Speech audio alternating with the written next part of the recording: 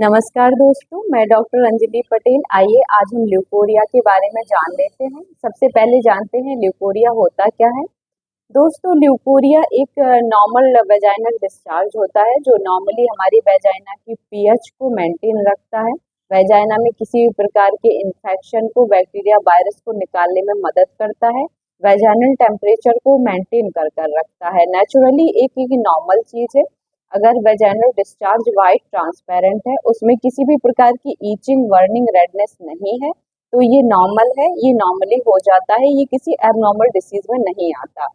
अगर leucorrhoea discharge किसी colour जैसे green colour, red colour, yellow colour या किसी भी प्रकार का कलर चेंज करता है, तो ये एबनॉर्मल डिस्चार्ज में आ जाता है।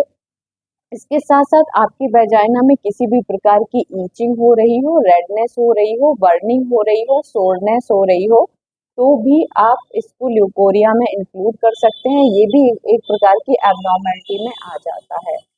दोस्तों, आज हम जानते हैं होम्योपैथिक मेडिसिन के बारे में जो हमारे ल्यूकोरिया को ट्रीट करेंगे।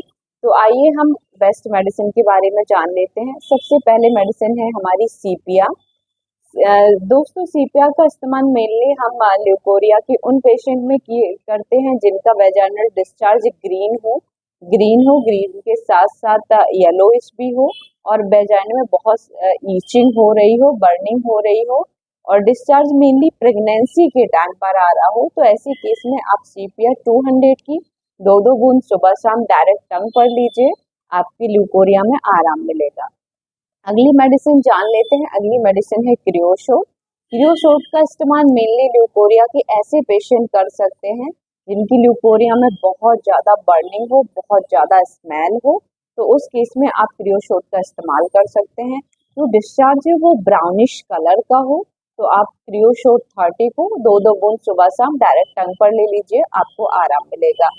अब हमारी अगली मेडिसिन है कैलकेरिया का। कैलकेरिया काप का इस्तेमाल ऐसे डिस्चार्ज में किया जाता है जब डिस्चार्ज मिल्की वाइट हो, इसके साथ साथ पेशेंट को बहुत वीकनेस महसूस हो रही हो, क्योंकि ल्यूकोरिया का डिस्चार्ज जब मिल्की ट्रांसपेरेंट होता है तो ये बोन्स को भी अफेक्ट करता है। तो आप कैलकेरिया काप 30 की 2-2 बूंद सुबह शाम डायरेक्ट टंग पर लीजिए, आपको इसमें आराम मिलेगा। हमारी अगली medicine and top most medicine है बोरेक्स।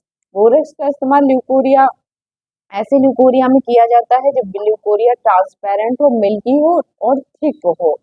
थिक होने के साथ साथ वेजाइना में ईचिंग हो रही हो, जलन हो रही हो, इसके साथ साथ महिला के मुंह में छाले हो और किसी ऊपर से नीचे की तरफ आने पर वेजाइनल डिस्चार्ज बढ़ रहा हो, ऐसे केस में आप बोरेक्स 200 की 2-2 बूंद सुबह दोपहर शाम लीजिए, आपको आराम मिलेगा।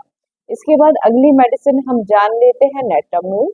नेट्राम्यून का इस्तेमाल मेनली दुबली पतली महिलाएं, जो महिलाएं बहुत ही कमजोर दुबली पतली होती हैं और उनको बहुत सारा ल्यूकोरिया का डिस्चार्ज आ रहा होता है, जो मिल्की वाइट भी हो सकता है, ट्रांसपेरेंट भी हो सकता है, जो अपने डाइट में ढेर सारा नमक का इंटेक करती हैं, तो ऐसी महिलाएं नेट्राम्यून 200 को 2-2 बूंद सुबह शाम डायरेक्ट टंग पर ले, तो उनको ल्यूकोरिया में बहुत आराम मिलेगा।